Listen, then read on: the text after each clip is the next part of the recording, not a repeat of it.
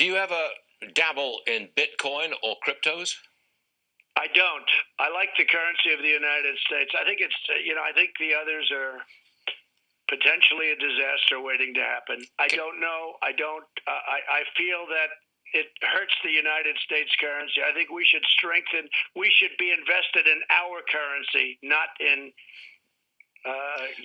They may be fake. Who knows what they are? But they certainly are currencies. They certainly are something that people don't know very much about. No, I have not. One, indeed. I mean, we don't even have an app that's as good as WeChat in China.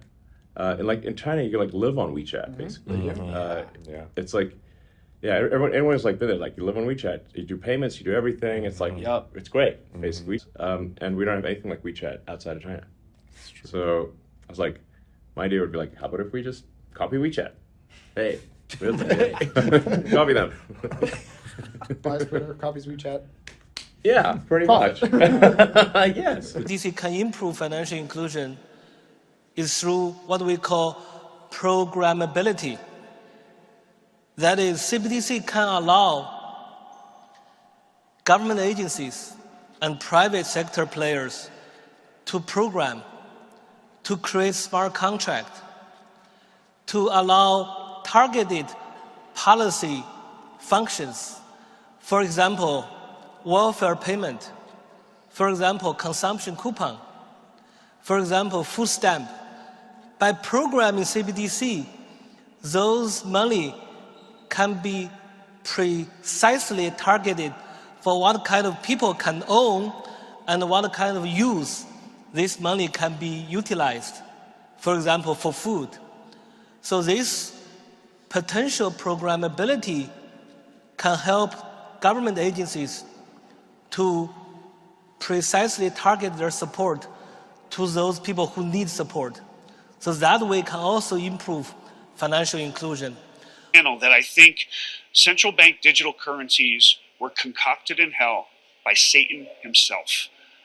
They are incredible control by governments over everybody's bank account, and they are they're going to create a void of privacy for every individual citizen. I think they're horrible, but I think that's where they want to go.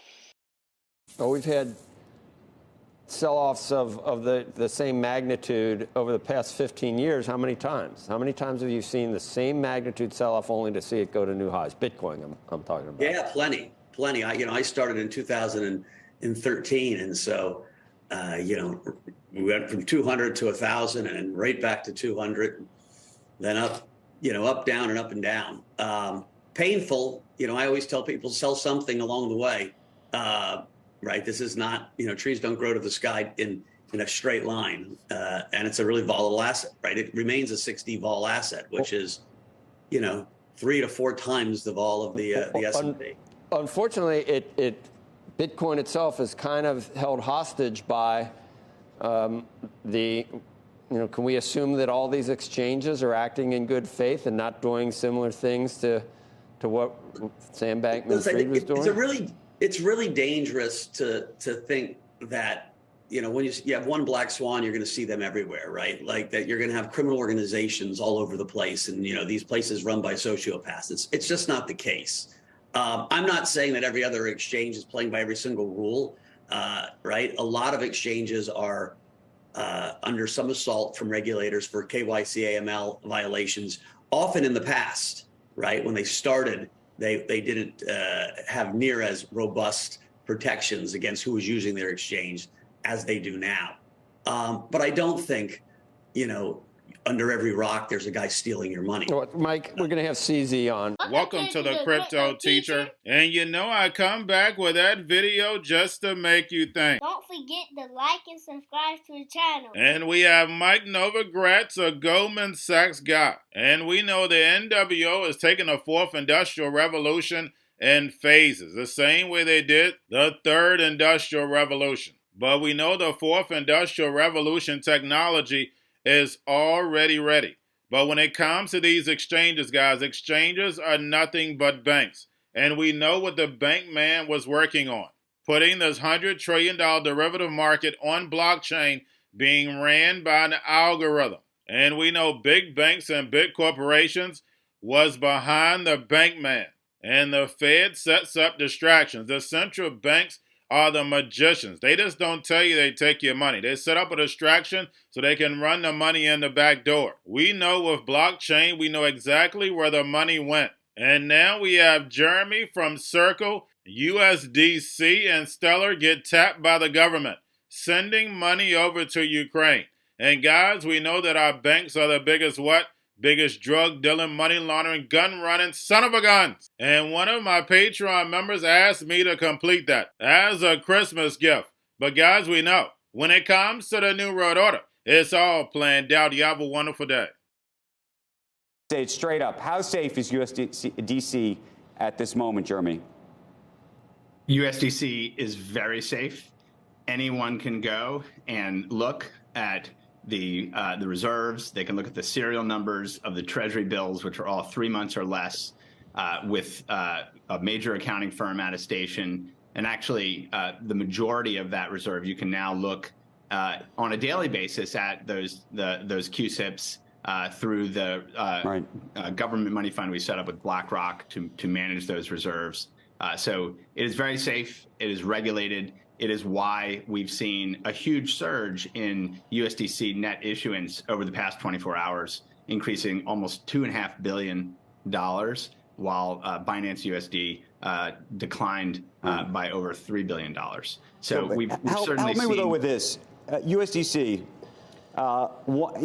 everyone talks about it being one-to-one, and yet, obviously, there's some firms that have been paying huge and very high interest rates on that. And the question, of course, is how are they doing that? Well, the key thing to remember is if you go to a bank and you give a bank $1 million, they then actually take that $1 million and lend it 8 times over to other people. So you have a demand deposit, but actually it's been lent out, and that's where they're generating the interest that they'll pay you, or whatever that interest might be, commercial finance, what have you. People who take stable coins as deposits, these so-called crypto banks like the bankrupt Voyager, Celsius, BlockFi, people could provide them stablecoins. The stablecoins themselves are all full reserve, regulated electronic money instruments in the U.S., but then they were relending those out to people who were high-risk hedge funds or others, and as we've learned, extraordinarily weak controls or risk management or leverage or other things. So essentially, they were taking that full reserve dollar form of money and lending it to people who were then off, taking extraordinary risk with it and couldn't return that stablecoin back to that lender. Straight up, this may be, I don't know if this is a difficult question for you to answer or not. If you had money on Binance, would you leave it there? It's a really interesting question. I think like right now, it's a moment where everyone is trying to ask, what are safe places to hold your crypto? There's obviously the be your own bank, store your own digital assets, keep your own keys, and that will certainly work for some people. I think increasingly people want to see regulated firms that have major global accounting firms that are providing public company levels of audit.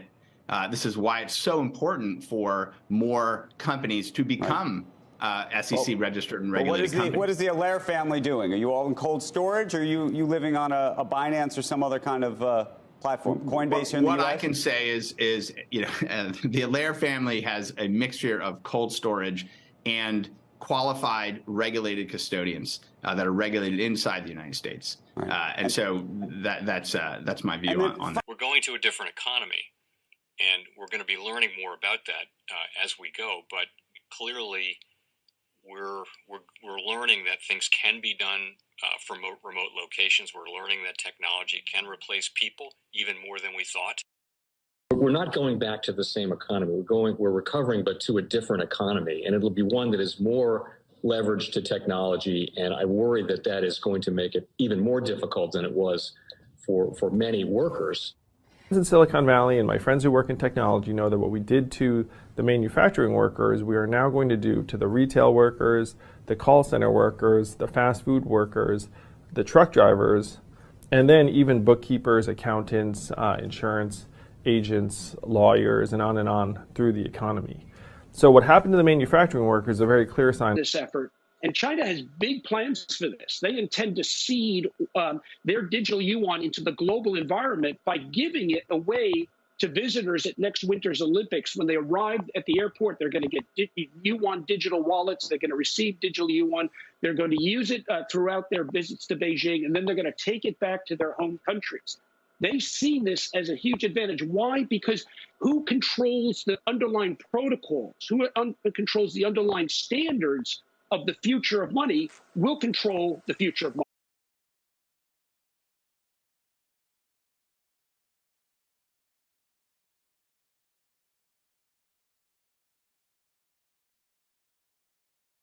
Powerful person in the world is the storyteller. The storyteller sets the vision, values, and agenda of an entire generation to come. Steve Jobs. And guys, you know I truly believe in this. When you look at the New World Order, they're the storytellers. And that's the reason why I wrote my New World Order book. But guys, now it's time to change the current generation. And I wrote 3 kids' books. You know, I love the Trinity because I understand the power that's in it. So I have 3 books. We have an opportunity to change the generation, to educate, not just me, but I want to show you that I take action on a daily basis. And I want you to take action on a daily basis. Whether it's your job, whether it's in your community, we have an opportunity right now to educate the masses. I posted this on my Twitter account. Please share, but this is a short clip of the 3 books. There's going to be a clothing line and action figures. Please get these books for your kids, nephews, cousins, friends, so therefore we can start the re-education now. Because as we see, the 4th Industrial Revolution foundation is definitely here. Robots, algorithms, drones, taking humanity out the picture. We have to re-educate. But let's get into the video. Part 1. King Joshua and Grandma Tam save the village. Part 2. King Joshua and Grandma Tam save New York. From COVID Stories 3. Part 3. King Joshua and Grandma Tam goes to China. It's mandatory to get part 1, part 2, and part 3 of this series. It's time to re-educate Generation Z.